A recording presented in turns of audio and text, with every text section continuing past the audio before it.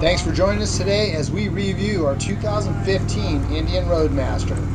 We've had this bike for a little over 40,000 miles now, so we figured now would be a great time to let you know what we think.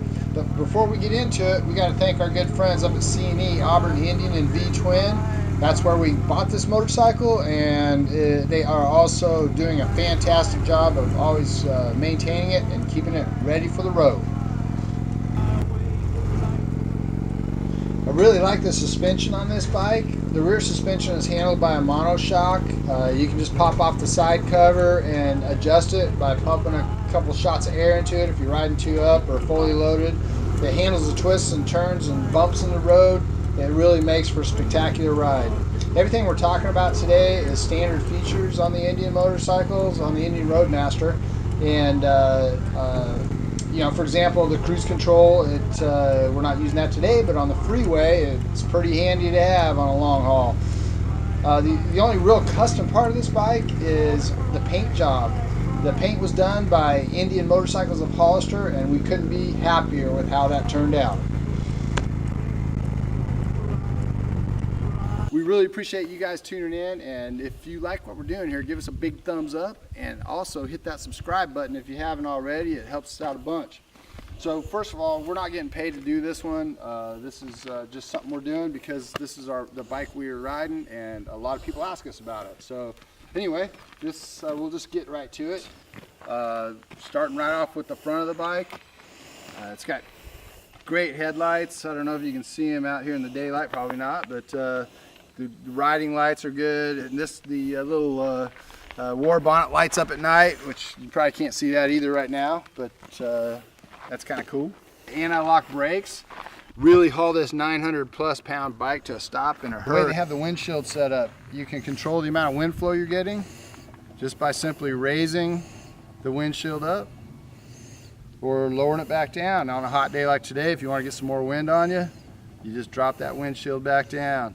And this is actually an aftermarket windshield. It comes from WindVest. It was a huge improvement to the wind management on this particular bike. It has a 200-watt stereo, and it works really well. We can hear it at 70+ miles an hour on the freeway. Lots of wind. You can still hear the stereo just fine. Plenty of storage. The lower fairings have little cubbies in them, so for extra glasses. It also has wind control in your lower fairings, so you can control the amount of wind or rain. This is really nice on a rainy day. You can close these up and adjust these to get the type of wind flow you want, not only on your legs, but also across the motor to help keep the motor cool. How hot is it already? It's hot.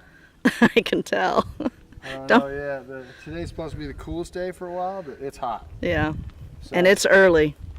But anyway, speaking of being hot, one of the things that comes standard with this bike is heated grips. It has dual heated seats. It's very nice because a lot of times Terry will want to heat her seat. I don't want to heat mine, and we're both comfortable that way. Good sized trunk in here. One feature that we really like about the trunk is it has a light up here, so you can, when you're in a pitch black situation and you're trying to find something, whatever you might need, it really helps. Of course, we had to do our Hill on Wheels custom license plate. The saddlebags work great. Lots of storage space in here. Of course, we never go anywhere without the newest issue of Thunder Roads NorCal. This month with AJ Stunts on the cover. Remote locks, so you can lock your saddlebags or unlock them, and it's nice to have that little extra sense of security while you're out there.